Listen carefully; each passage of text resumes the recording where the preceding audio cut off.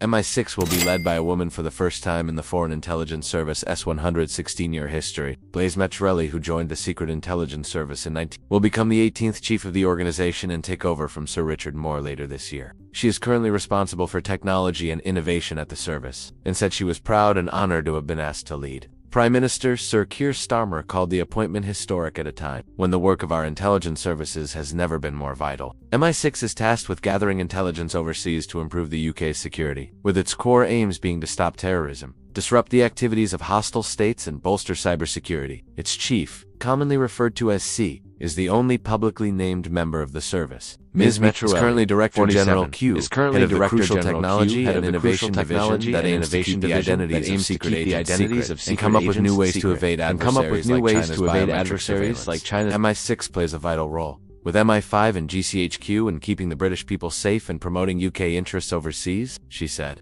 I look forward to continuing that work, alongside the brave officers and agents of MI6 and our many international partners.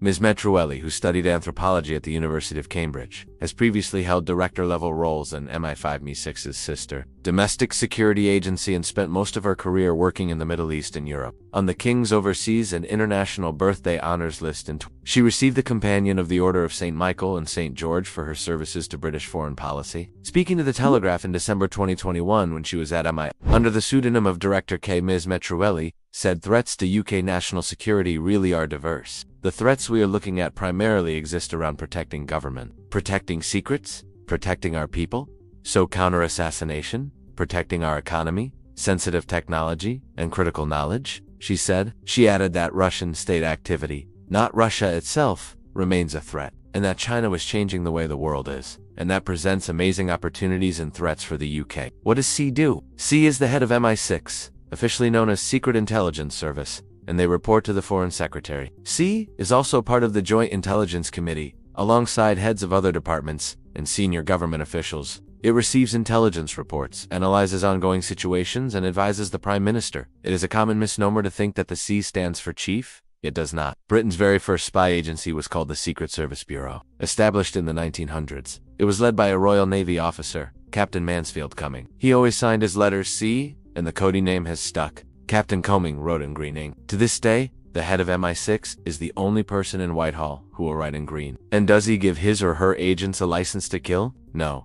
But the Foreign Secretary can. Under Section 7 of the Intelligence Services Act 1994, an MI6 agent can be authorized to carry out certain actions which would otherwise be illegal, including using lethal force. But it is a long and complicated legal process. The organization she will be running faces unprecedented and multiple challenges. Geographically, these emanate primarily from Russia, China, Iran, and North Korea, as the four nations cooperate ever more closely to undermine UK and Western interests across the globe. But there are technical challenges too. MI6's role is to recruit human agents to steal secrets from Britain's adversaries, which include both hostile nations and non-state groups like OK. In an age of rapid digital innovation, MI6 is having to pedal ever faster to stay ahead of its enemies and to remain relevant, when so much intelligence is now gathered online and from space. Last September, outgoing Chief Sir Richard, alongside then CIA Chief William Burns, warned that the international world was under threat in a way we haven't seen since the Cold War. Writing in the Financial Times, the pair said that beyond the war in Ukraine, the two foreign intelligence services were continuing to work together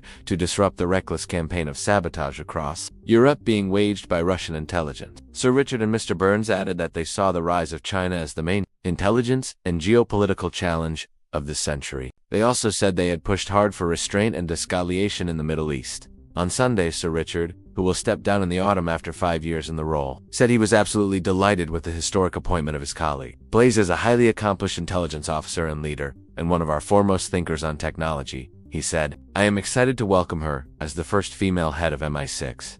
Foreign Secretary David Lammy, to whom Ms. Metreweli will be accountable as MI6's new chief, said she was the ideal candidate and would ensure the UK was able to tackle the challenges of global instability and emerging security threats. I would also like to pay tribute to Sir Richard Moore for his service and leadership, he said. I have worked closely with him over the past year and thank him for his valuable contribution enhancing our national security and protecting the British public. Sir Keir also thanks Sir Richard for his dedicated service. I know Blaise will continue to provide the excellent leadership needed to defend our county and keep our people safe, he added. Additional reporting by Holly Cole.